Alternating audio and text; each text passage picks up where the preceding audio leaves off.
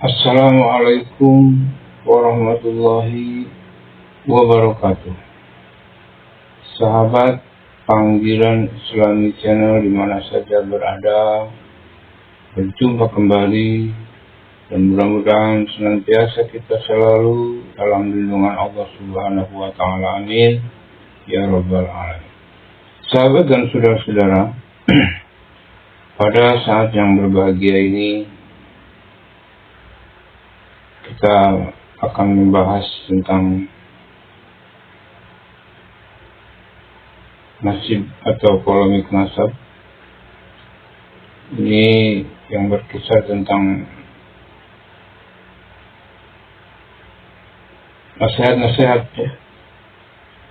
Nasihat-nasihat yang disampaikan oleh para ulama Indonesia, para tokoh Indonesia kepada para habaib yang mengaku habaib, para ba'alawi, di mana agar mereka para ba'alawi ini sudah tidak menanamkan kebencian, sudah tidak menanamkan doktrin, dan kembalilah ke jalan yang benar maksudnya. Jadi sudah jangan merusak kondisi yang sebenarnya kalau memang mereka itu masih betahlah di Indonesia ya.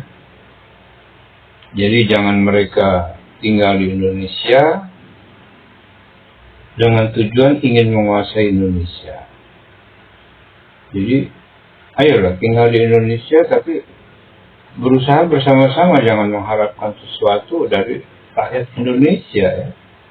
Memeras, membohongi, menipu. Dan ini sudah terjadi, walaupun yang ditipunya, yang diperasnya itu memang tidak menyadari karena dia menggunakan modalnya yaitu keturunan Rasulullah, bahkan cucu Rasulullah, habaib, dzurriyyat Rasulullah. Yang nyata-nyata setelah dilakukan penelitian, dan ini bukan satu dua orang habib yang sudah mengakui kalau memang mereka itu bukan keturunan Rasulullah. Ini sudah banyak yang mengakui. Memang kalau yang seperti Rizik Syihab, Taufik Assegaf, Bahar Smith, ya itu belum mengakui lah secara langsung, belum, walaupun dia sudah sadar bahwa itu sudah memang benar. Tapi banyak habib-habib yang lain, yang habaib-habaib yang lain ini yang sudah mengakui bahwa dia itu memang bukan keturunan Rasulullah. Bahkan sudah mengatakan, saya tidak mau dipanggil habib lagi karena saya bukan keturunan Rasulullah. Itu sudah banyak. Alhasil dengan demikiannya, jadi Ba'alawi ini memang bukan keturunan Rasulullah. Jadi sudah tidak ada sifat ingin memaksa, ingin menanamkan, ingin senang. Jadi bekerjalah, macul-macul lah sekarang. Jadi supir lah. Dagang lah. Yang dagang minyak wangi, nyong-nyong kayak Rizik Syihab, dagang minyak wangi lagi. Jangan pengen didama-dama. Kalau mau jadi ustaz ya jadi ustaz lah. Belajar yang baik ya. Jangan memancing-mancing suasana mengadu domba masyarakat, umat Islam. Ayo kita berjuang, ayo kita perang. Untuk apa begitu? Sudah tidak laku lagi gitu ya. Para muslimin, muslimat, para kiai, para ulama di Indonesia, kita jangan diam saja. Kita juga harus ikut memerangi hal-hal yang demikian agar penindasan kepada rakyat Indonesia umumnya tidak ada lagi oleh para ba'alawi. Bahkan harusnya mereka menyadari bahwa mereka itulah anak numpang di sini. Nah, ini harus ditanamkan sikap itu agar kita tidak direndahkan oleh mereka. Itu harapan kami. Baik sahabat, untuk lebih jelasnya di sini akan saya tampilkan atau akan saya sampaikan sebuah video yang disampaikan atau dari Abah Setu ini yang isinya betul-betul nasihat untuk para habaib, untuk para ba'alawi. Barangkali mereka masih mau dinasihati atau bisa dinasihati. Kalau tidak mau dan tidak bisa dinasihati, ya kita usir saja untuk menyelamatkan bangsa dan negara ini. Dan itu sudah banyak yang sepakat kemudian PWILS juga sudah siap untuk itu. Kalau memang mereka tidak mau dinasehati dan tidak menerima nasihat-nasihat dari pelindungi, ya kita usir, apapun alasannya. Ya, pemerintah kita saat ini tegas, yang penting alasannya benar dan realita kenyataan yang terjadi, saya kira diterima laporan apapun kalau memang dari rakyat datang. Baik sahabat, kita simak pemaparan nasihat-nasihat dari Abah Seto untuk keluarga besar, untuk kaum Ba'alawi, terutama untuk Rizik Syihab, Bahar Smith, dan Taufik Assegaf serta Lutfi bin Yahya yang membabi buta di Indonesia ini, yang tidak tahu malu dan tidak berotak waras ini mereka. Jadi seenaknya saja Indonesia. Ayo kita simak, semoga bermanfaat, dan jangan lupa di like dan di subscribe.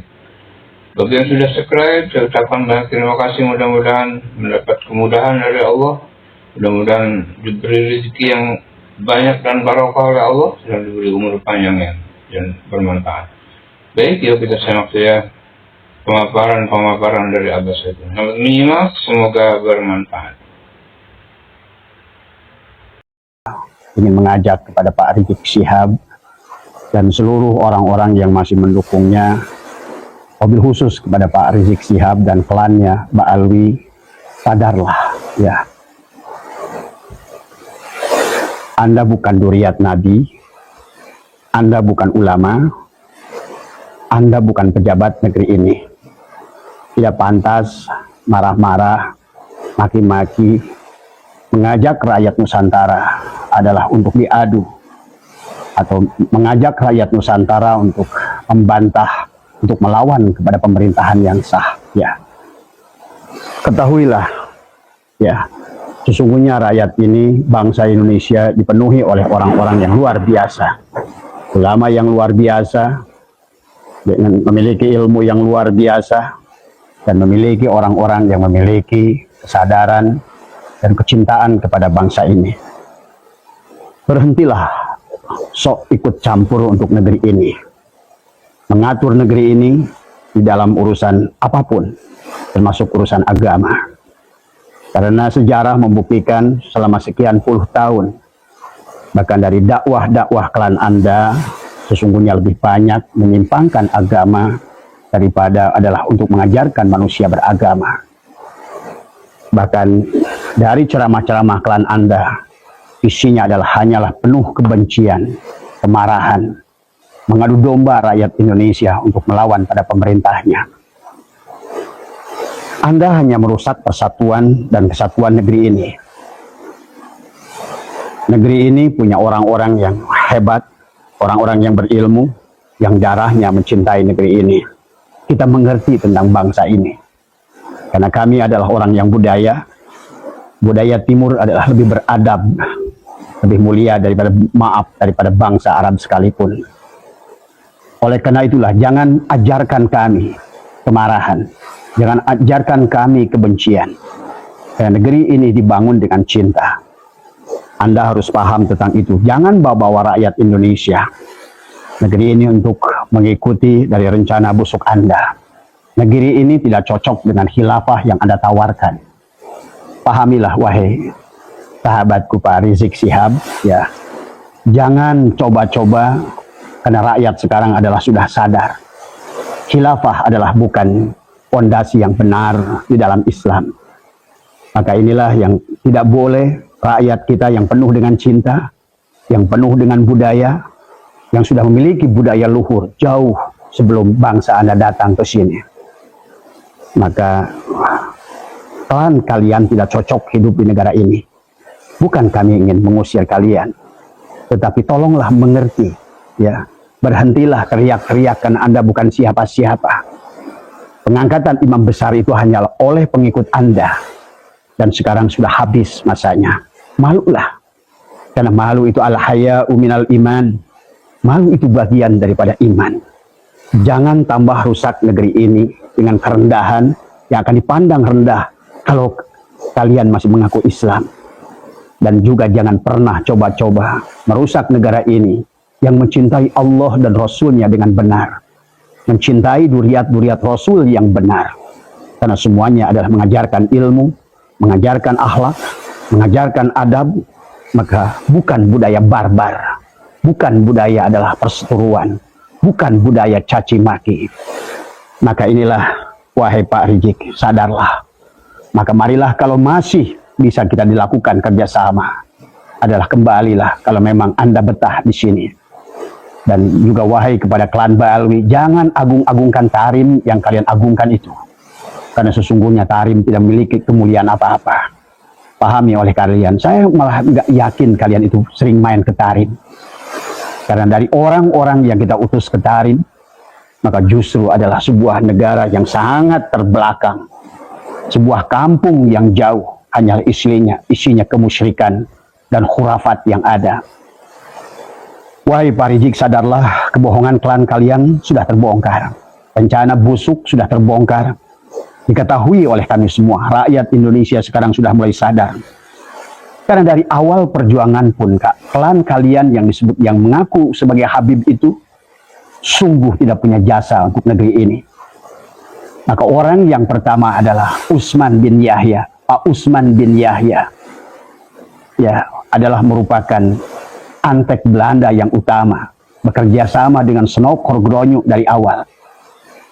Dari awal perjuangan pun tidak ada jasa buat negeri ini. Bahkan Abah sudah membaca dalam kitabnya Pandenberg, Belanda pun kepusingan dengan kalian, dengan akhlak kalian. Sampai mendatangkan Ahmad Sukarti dari Sudan. Karena kalian ini satu klan yang barbar, tidak memiliki etika, tidak punya adab, tidak punya malu. Nah inilah yang harus disadari juga oleh rakyat Indonesia. Kenapa sekarang merasa sok jagoan? Karena merasa sok paling benar. Pernahkah Anda melihat siapa diri Anda itu? Tidak cukupkah kasus-kasus Anda? Bahkan hari ini banyaklah beredar video-video yang berkalian dengan klan kalian. Tetapi tetap kami sebagai bangsa yang beradab Nusantara adalah ingin sesungguhnya kalau seandainya masih diajak mau kerjasama dengan baik, menjadi pendatang yang baik, yang memiliki etika dan adab, bukan sebaliknya merasa sebagai tuan rumah, congkak, dan bahkan merasa sudah menjajah negeri ini. Pengakuan duriat kalian sudah batal, ya. Sekarang sudah diakui oleh seluruh dunia. Terus apa hakmu marah-marah? Sok merasa jadikan jagoan di negeri ini. Sok merasa paling berjasa di negeri ini. Padahal adalah paling banyak membuat kerusakan di negeri ini. Masyarakat bangsa ini yang penuh dengan cinta kasih, yang penuh dengan budi pekerti. Sekarang sebagian daripada saudara-saudara kami, bahkan saudara saya, ada saudara saya yang hidupnya mendapatkan ilmu dari pamannya sendiri, ulama Nusantara, tetapi pada saat bergabung dengan Anda, muncullah dia menjadi seseorang yang tidak kami kenal sebagai saudaranya, pendendam, pemarah. Dan inilah yang saya khawatirkan, semakin lama Anda di negeri ini. Dan kalau Anda belum menyadari juga tentang bagaimana Anda telah membuat kerusakan di negeri ini, maka sesungguhnya jangan salahkan bangsa ini satu saat nanti adalah akan berlaku keras kepada klan Anda. Andalah yang mengundangnya, Andalah yang memancingnya. Karena bangsa ini adalah bangsa pemaaf, bangsa ini adalah bangsa yang penuh adab dan budi pekerti. Telah terjadi kerusakan pada agama karena dakwah klan kalian yang tidak berlandasan kepada ilmu. Telah terjadi perusakan kepada akidah, kepada tauhid dari klan kalian yang tidak memahami tauhid dengan baik. Dan inilah pada budi pekerti bangsa ini terjadi kerusakan. Pada ekonomi terjadi kerusakan karena kegiatan Anda sudah malas bekerja, sudah malas berusaha, hanya mengandalkan nasab untuk nasib, kemudian mendawir rakyat ini. Sudah banyak korbannya dari Nusantara ini.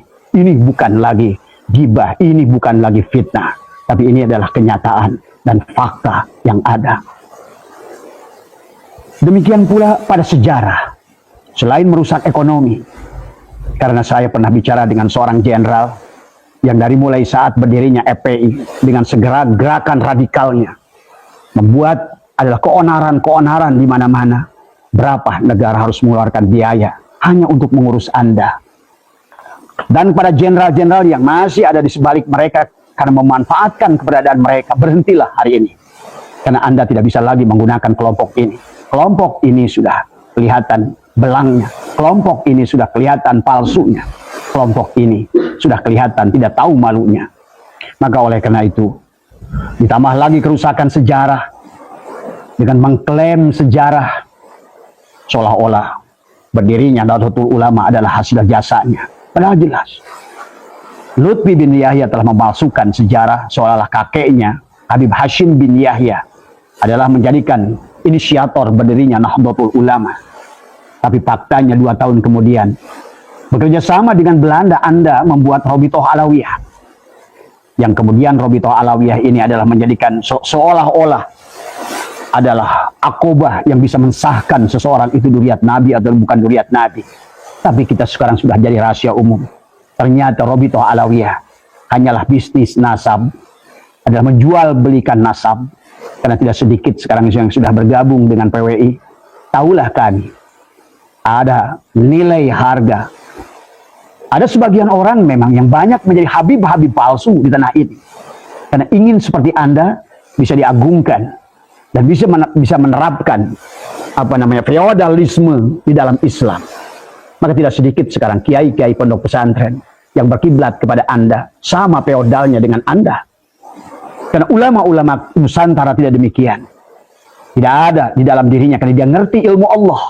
Dia ngerti firman Allah, inna akramakum indallahi atqakum. Mereka mengerti bahwa nasab tidak ada artinya apa-apa.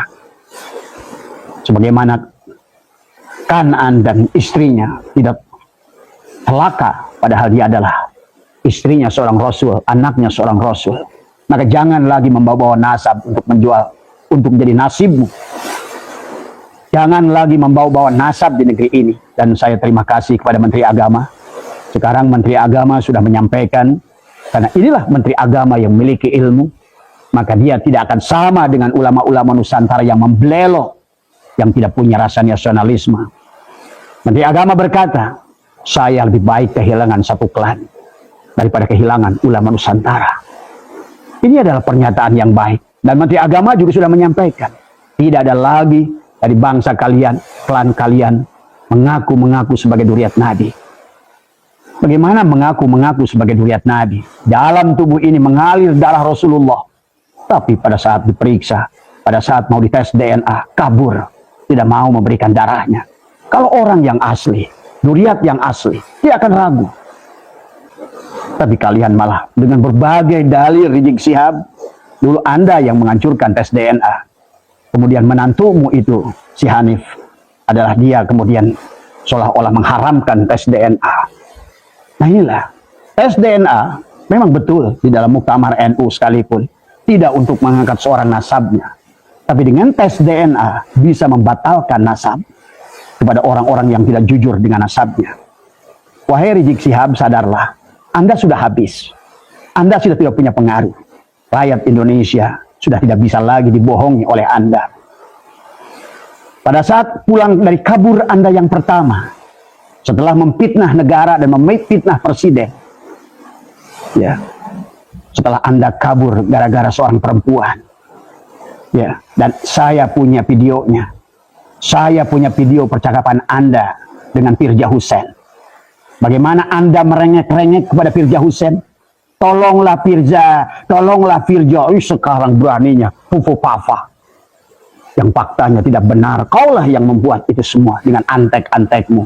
Adalah walana-walana ireng, adalah Arab-Arab ireng. Maaf ya, saya tidak suka sebetulnya dengan membawa-bawa suku kepada keburukan orang. Karena dari bangsa manapun, dari suku manapun, orang boleh punya hak mendapatkan kemuliaan di sisi Allah tanpa harus memandang darahnya itulah darah mulia, darah ningrat, apalagi darah duriat daripada seorang rasul. Sungguh adalah bagaimana engkau menisbatkan diri kalian kepada adalah duriat Rasul, tapi sesungguhnya kalianlah yang menghinakan baginda Nabi di negara ini. Saya bertemu dengan orang-orang yang di luar Islam dan mereka merendahkan baginda Nabi gara-gara ulah kalian, sikap kalian, arogan kalian, adab kalian, akhlak kalian sama sekali sedikit pun tidak mencerminkan, jangankan dikaitkan kepada duriah Nabi, kepada orang yang memiliki iman saja. Itulah kenapa al-haya'u minal iman. Malu itu bagian dari iman. Karena iman itu adalah perlandaskan orang yang punya malu. Tapi kalian tidak punya malu dari semua. Menjadi tuan rumah. Menganggap diri kalian aulia. Kalian menganggap bahwa Pulau Jawa adalah milik Tarim. Bahkan sekarang, lebih daripada itu kalian anggap pahlawan-pahlawan kalian palsukan. Di mana-mana. Sejarah kalian belokkan. Padahal silakan Anda berkeliling. Silakan ke Taman Mahlak, makam pahlawan manapun. Apakah di Kalibata, apakah di Semarang, apakah di Jawa Timur, apakah di berbagai pulau. Tak satu pun yang bermarga Habib. Karena memang kalian adalah merupakan begundal dari awal. Kalian hanyalah merupakan orang-orang yang dimanfaatkan oleh Belanda. Justru untuk mengkelabui umat Islam dengan pura-pura sebagai syahid dan syarif. Ya.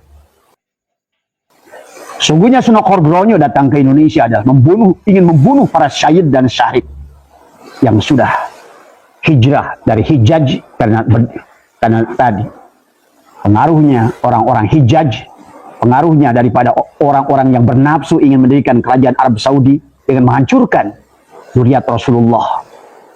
Itulah perjalanan Saud yang pertama bersama Lauren, bersama Muhammad bin Abdul Wahab.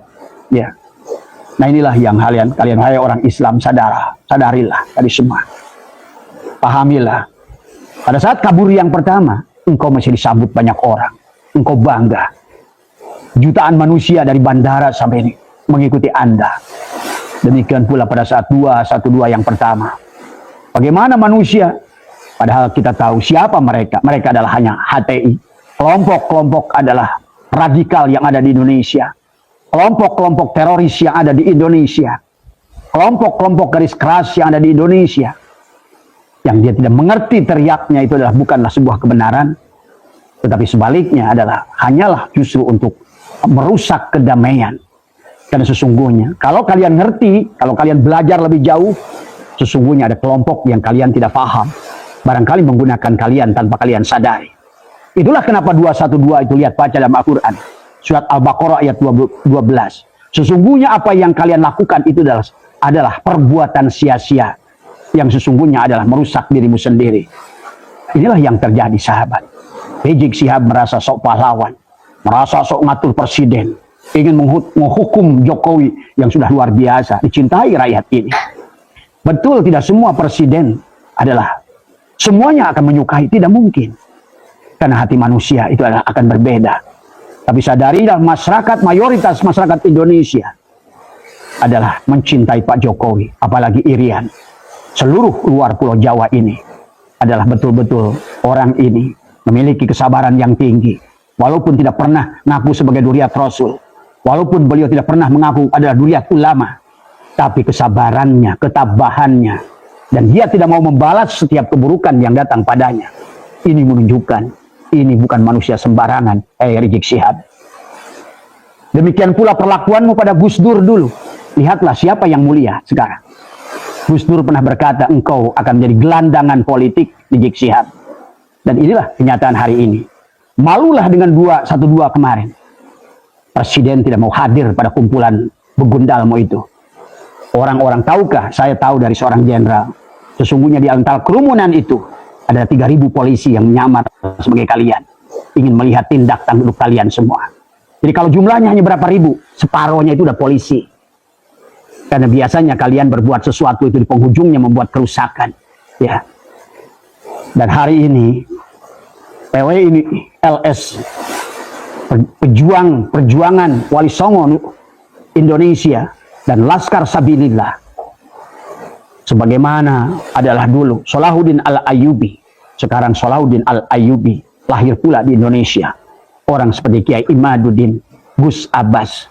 Maka itulah kenapa jenderal-jenderal yang baik, yang memiliki nasionalisme, yang menjadi lawan kalian dari dulu, kecuali jenderal-jenderal pecundang yang memang memanfaatkan kalian. Tapi jenderal-jenderal yang memiliki nasionalisme, integritas, dia mencintai bangsanya, dia mencintai Indonesia. Maka oleh karena itu, kami bahagia dengan bergabungnya Jenderal Dudung. Kita bahagia dengan Jenderal Nur Wahid dan jenderal-jenderal yang lain, karena mereka melihat kami tidak menebar fitnah. Yang kami lakukan adalah membela ketidakbenaran. Yang kami lakukan adalah mengklarifikasi ketidakbenaran. Maka dari setiap ceramah kalian, maka lihat, sebutkan ke saya satu ulama PWI yang menghina kalian secara zati. Tadi semua. Tidak. Semuanya kami hanya menjawab. Abah Setu hanya menjawab. Tadi Gus Fuad hanya menjawab. Kiai Suparman hanya menjawab. Tadi semua. Gus Abbas hanya menjawab, meluruskan, menjawab, meluruskan. Inilah yang kami dengar sendiri dari Jenderal Dudung. Beliau adalah pembantu presiden. Pak Prabowo pun sudah memberikan salam, mengundang kami juga. Sesungguhnya karena kita tidak berjuang, bahkan tidak minta apa-apa pada pemerintah sekalipun. Ya, pahami. Saya melihat bagaimana perjuangan PWI hanya untuk hadir di Rakernas pertama pun dengan ongkos sendiri. Saya dengar ada yang menjual kambing, ada yang menjual ayam, sampai ada yang menggadaikan motor. Karena mereka adalah cinta kepada tanah air ini, cinta kepada ulama-ulama Nusantara, cinta kepada kebenaran, cinta kepada budi pekerti, cinta kepada Nusantara yang penuh dengan budaya yang telah dibangun dari berbagai suku bangsa. Yong Ambon, Yong Celebes, Yong Sumatera, Yong Jawa. Pemuda Katolik, pemuda Kristen, demikian bersatu padu dengan ulama Nusantara. Maka bukan dengan cara seperti itu.